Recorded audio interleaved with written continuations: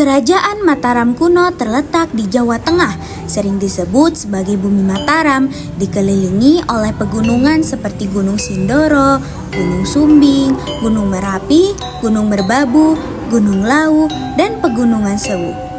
Daerah ini juga dialiri oleh banyak sungai, seperti Sungai Bogowonto, Sungai Progo, Sungai Elo, dan Sungai Bengawan Solo, membuatnya sangat subur.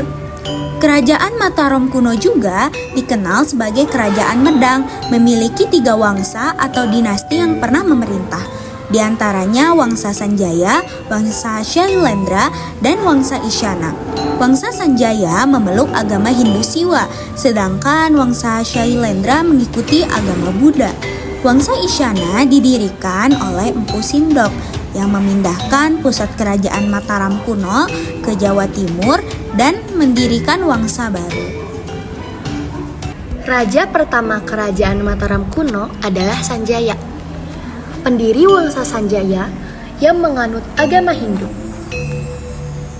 Setelah Sanjaya, Wangsa Shailendra berkuasa, di mana kedua agama yaitu Hindu dan Buddha berkembang bersama. Wangsa Sanjaya kembali memegang pemerintahan setelah pernikahan antara anak raja, yaitu Samaratungga dengan Rakai Pikatan yang beragama Hindu. Namun, pertarungan kekuasaan antara anggota Wangsa Shailendra dan Wangsa Sanjaya terjadi. Akhirnya, Wangsa Sanjaya berhasil menguasai pemerintahan kembali. Masa pemerintahan terakhir berada di Jawa Tengah, yaitu pada zaman Sumbadiyahwawa. Namun, perpindahan pusat ke Jawa Timur dilakukan oleh Empu Sindok. Kerajaan Mataram kuno meninggalkan banyak prasasti dan bangunan candi, seperti Candi Borobudur, sebagai peninggalan budaya.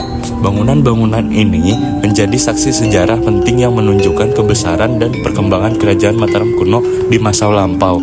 Prasasti-prasasti dan candi-candi ini menjadi sumber utama informasi tentang sejarah kerajaan Mataram.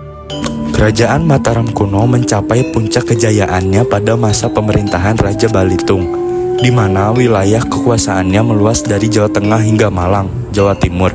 Kekuasaan Mataram semakin solid dengan kemampuan perang Sanjaya dan pembangunan infrastruktur seperti hulu sungai Brangas untuk lalu lintas perdagangan. Perpindahan pusat kekuasaan dari Jawa Tengah ke Jawa Timur oleh Empu Sindok menjadi tanda awal keruntuhan kerajaan Mataram kuno. Meskipun Wangsa Isyana berusaha mempertahankan keberlangsungan kerajaan, namun kejayaan kerajaan Mataram kuno secara bertahap meredup. Namun, kejayaan itu tidak bertahan lama. Kerajaan Mataram kuno mulai mengalami keruntuhan karena beberapa faktor. Salah satunya adalah letusan gunung berapi yang menimbun candi-candi dan merusak infrastruktur. Krisis politik juga mempengaruhi stabilitas kerajaan, terutama selama pertarungan tahta antara anggota Wangsa Shailendra dan Wangsa Sanjaya. Sumber sejarah seperti prasasti-prasasti dan peninggalan candi menjadi bukti keberadaannya kerajaan Mataram kuno. Prasasti Canggal, prasasti Kalasan, dan prasasti Mantiasi adalah beberapa contoh prasasti yang memberikan informasi tentang sejarah dan kehidupan di kerajaan Mataram kuno.